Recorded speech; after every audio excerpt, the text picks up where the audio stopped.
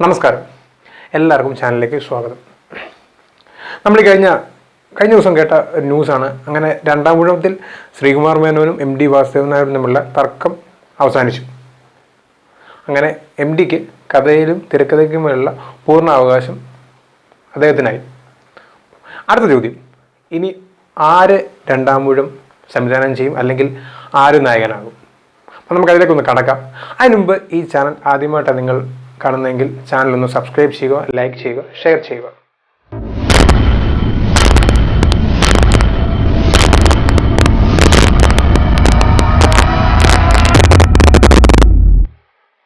രണ്ടാം ഊഴം.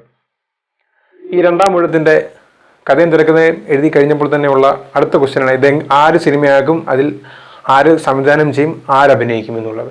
അപ്പം അങ്ങനെ ഇരിക്കെയാണ് നമ്മുടെ ശ്രീകുമാർ മേനോൻ ഈ ഒരു രണ്ടാം ഊഴം സിനിമയാക്കും എന്ന് പ്രഖ്യാപിച്ചത്. അതിനുശേഷം കാലക്രമേണ കുറച്ചു സമയങ്ങൾക്ക് ശേഷം ഇത് സിനിമയാക്കാനുള്ള ഒരു കൃത്യമായ ഒരു ധാരണ എത്തിയില്ല. എം ഡിയും ശ്രീകുമാർ മേനോൻ തമ്മിൽ കൃത്യമായി എപ്പം സിനിമയാക്കും എന്നുള്ളൊരു ധാരണ എത്തിയില്ല. അങ്ങനെ അവർ തമ്മിൽ തർക്കമായി, അങ്ങനെ അത് കേസായി കോടതിയിലായി. അപ്പം അങ്ങനെയാണ് ഈ ഒരു പ്രശ്നം ഉടലെടുത്തത്. അങ്ങനെ കഴിഞ്ഞ ദിവസമാണ് അതിൻ്റെ വിധി വന്നത്. അതായത് കഥയിലും തിരക്കഥയ്ക്കുമുള്ള പൂർണ്ണ അവകാശം എം ഡി വാസുദേവൻ നായർക്ക് കൊടുത്തുകൊണ്ട് അതുകൊണ്ട് തന്നെ ശ്രീകുമാർ മേനോന് രണ്ടാം ഊഴം സിനിമയാക്കാൻ പറ്റില്ല. അല്ലെങ്കിൽ ഭീമനെ കേന്ദ്ര കഥാപാത്രമാക്കിക്കൊണ്ട് ഒരു സിനിമ അദ്ദേഹത്തിന് സാധ്യമല്ല. നേരെ മറിച്ച് മഹാഭാരതം ചെയ്യും, പക്ഷേ രണ്ടാം ഊഴം പറ്റത്തില്ല. അതുപോലെ തന്നെ എം ഡി വാസുദേവൻ നായർ അഡ്വാൻസായി നൽകിയ പൈസ തിരിച്ചു നൽകാമെന്ന് ധാരണയും എത്തി. അതുപോലെ തന്നെ ഇവർ തമ്മിലുള്ള കേസുകൾ, ജില്ലാ കോടതിയിലും സുപ്രീം കോടതിയിലുള്ള കേസുകളെല്ലാം പിൻവലിക്കുക എന്നുള്ള ഒരു ധാരണയിലും എത്തി. അടുത്ത ചോദ്യം, ഇനി ആര് ഭീമനാകും, അല്ലെങ്കിൽ ഭീമനെ ആര് വെള്ളിത്തിരയിൽ കൊണ്ട് എത്തിക്കുമെന്നുള്ളതാണ്. അപ്പോൾ ഈ ഒരു രണ്ടാം ഊഴം എന്ന് പറയുമ്പോൾ തന്നെ കേൾക്കുന്ന ആദ്യ രണ്ട് പേരുകളാണ് നമ്മുടെ മനസ്സിൽ വരുന്നത്, മമ്മൂട്ടി, മോഹൻലാൽ. അപ്പോൾ ഇവരിൽ ആര് ഭീമനാകുമെന്നുള്ളതാണ്. അപ്പോൾ ആദ്യം തന്നെ നമുക്ക് ലാലേട്ടനിലോട്ട് പോവുകയാണെങ്കിൽ അദ്ദേഹം തന്നെ വ്ളോഗിൽ കുറിച്ചിട്ടുണ്ട്, ഭീമൻ എന്നും എപ്പോഴും എന്നോടുണ്ടാവുമെന്ന് വ്ളോഗിൽ കുറിച്ചിട്ടുണ്ട്. കാരണം ഭീമനായിട്ടുള്ള അല്ലെങ്കിൽ ഭീമനെ പറ്റി അദ്ദേഹം നേരത്തെ തന്നെ ഈ രണ്ടാം ഊഴത്തിന് മുമ്പ് തന്നെ ഭീമൻ്റെ റോളുകൾ അദ്ദേഹം സിനിമയിൽ ചെയ്തിട്ടുണ്ട്. 1985 രംഗം എന്ന സിനിമയിൽ ഒരു കഥകളി ആർട്ടിസ്റ്റിൻ്റെ റോളായിരുന്നു. അതിൽ തന്നെ ഭീമനെ അദ്ദേഹം അവതരിപ്പിച്ചിട്ടുണ്ട്. അതിനുശേഷം ഈ ഒരു രണ്ടാം ഊഴം പുസ്തക പതിപ്പ് വന്നതിന് ശേഷം തൻ്റെ വീട്ടിലേക്ക് ഒരു ശില്പി വരികയും ഭീമനും കിടുമ്പിയും എന്നൊരു ഒരു രംഗം മരത്തിൽ രൂപം ഉണ്ടാക്കി തരികയും ചെയ്തു. അപ്പോൾ തന്നെ ശില്പി പറഞ്ഞിട്ടുണ്ട്, ഉടൻ തന്നെ ഈ ഒരു സിനിമ സംഭവിക്കട്ടെ എന്ന് അദ്ദേഹം തന്നെ പറയുകയുണ്ടായി. അതിനുശേഷം 2003 കഥയാട്ടം എന്ന മലയാള മനോരമയുടെ പ്രോഗ്രാമിൽ അതായത് മലയാള സാഹിത്യത്തിലെ പ്രധാന കഥാപാത്രങ്ങളുടെ രംഗാവിഷ്കാരമായിരുന്നു. അതിലും അദ്ദേഹം ഭീമനായിട്ട് ചെയ്തിട്ടുണ്ട്. അതിനു മുമ്പ് തന്നെ 1999 വാനപ്രസ്ഥം സിനിമയിൽ അദ്ദേഹം ഭീമൻ്റെ റോൾ ചെയ്തിട്ടുണ്ട്. അതിനുശേഷം അദ്ദേഹവും മുകേഷും ചേർന്ന് ഛായാമുഖി എന്ന നാടകത്തിൽ അതിലും ഭീമൻ്റെ റോളായിരുന്നു. അങ്ങനെ കംപ്ലീറ്റ്ലി ഒരു ഭീമനായിട്ടുള്ള ഒരു രംഗപരിവേഷം അദ്ദേഹം ചെയ്തു എന്ന് തന്നെയാണ് പറയുന്നത്. അതായത് ഭീമൻ തൻ്റെ കൂടെ എന്നും ഉണ്ടാകും എന്ന് തന്നെയാണ് അദ്ദേഹത്തിൻ്റെ ആഗ്രഹവും അതുപോലെ തന്നെ അദ്ദേഹം വ്ളോഗിൽ ആഡ് ചെയ്തിരിക്കുന്നു. സോ അതുപോലെ തന്നെ എം ഡി വാസുദേവൻ നായരും സൂചിപ്പിച്ചിട്ടുണ്ട്, ഭീമനായിട്ട് മോഹൻലാലിൻ്റെ ഒരു രൂപമാണ് എൻ്റെ മനസ്സിലുള്ളതെന്നും.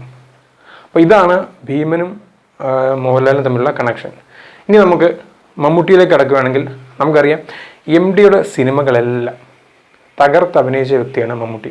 സോ മമ്മൂട്ടിയും എം ഡിയും തമ്മിൽ ഒരു ക്ലോസ് ബോണ്ടിങ് ഉണ്ട്. അതുപോലെ തന്നെ അദ്ദേഹം ഏഷ്യാനെറ്റ് ന്യൂസിൽ തന്നെ വാക്കും ബുക്കും കാലം എന്ന പ്രോഗ്രാമിൽ തന്നെ പറയുകയുണ്ടായി, എം ഡി എന്ന് പറഞ്ഞ അദ്ദേഹത്തിന് ഗുരു തുല്യനാണെന്നുള്ളതും. അതുപോലെ തന്നെ എം ഡി തന്നെ പറയുകയുണ്ടായി, പല കഥയും തിരക്കഥയും സംഭാഷണങ്ങളും എഴുതുമ്പോൾ അതിൽ പല രംഗങ്ങളിൽ മമ്മൂട്ടിയുടെ സ്വരമാണ് ആ സംഭാഷണങ്ങളിൽ കടന്നു വരികയെന്ന്. അപ്പം അത്രയും ഒരു സ്വാധീനം എം ഡിയുടെ ലൈഫിൽ അല്ലെങ്കിൽ ഈ ഒരു സിനിമ ലൈഫിൽ മമ്മൂട്ടിക്കുണ്ട് എന്നുള്ളതാണ്.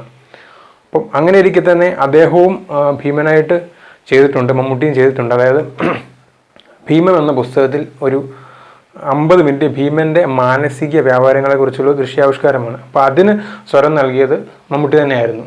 അപ്പോൾ മമ്മൂട്ടിക്ക് തന്നെ അദ്ദേഹം തന്നെ സൂചിപ്പിക്കുകയുണ്ടായി, എനിക്ക് എം ഡിയോട് ചോദിക്കാനുള്ള ഒരു ചോദ്യമാണ്, അതായത് ഈ രണ്ടാം ഊഴത്തിലെ സംഭാഷണം എഴുതിയപ്പോൾ അതിലെ ഭീമന് തൻ്റെ സ്വരമാണോ എന്ന് ചോദിക്കാൻ ബാക്കി വെച്ചൊരു ക്വസ്റ്റ്യനാണെന്ന് അദ്ദേഹം തന്നെ പറയുകയുണ്ടായി.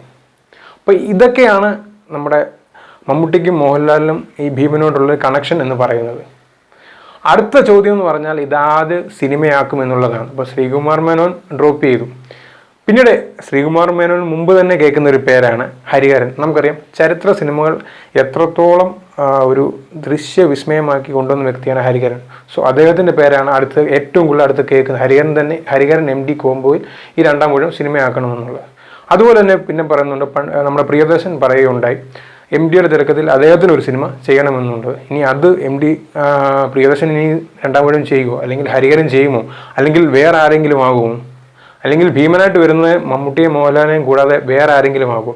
എന്തായാലും മലയാളികൾ ഉൾപ്പെടെ അല്ലെങ്കിൽ ഇന്ത്യയിൽ ഉൾപ്പെടെ ഏറ്റവും കൂടുതൽ കാത്തിരിക്കുന്ന ഒരു സിനിമയാണ് രണ്ടാം ഊഴമെന്നും ഭീമൻ എന്ന കഥാപാത്രവും. അപ്പം അതാര് ചെയ്താലും രണ്ട് കൈ നീട്ടി സ്വീകരിക്കുമെന്നുള്ളത് ഉറപ്പാണ്. കാരണം അത്രയധികം ചിരകാല പ്രതിഷ്ഠ നേടിയ ഒരു കഥാപാത്രമാണ് ഭീമൻ എന്നുള്ളത്. അപ്പം അത് ഉടനെ തന്നെ ഒരു സിനിമയാകട്ടെ എന്ന് നമുക്ക് പ്രത്യാശിക്കാം. എന്തായാലും നമുക്ക് നോക്കാം, വെയിറ്റ് ചെയ്യാം.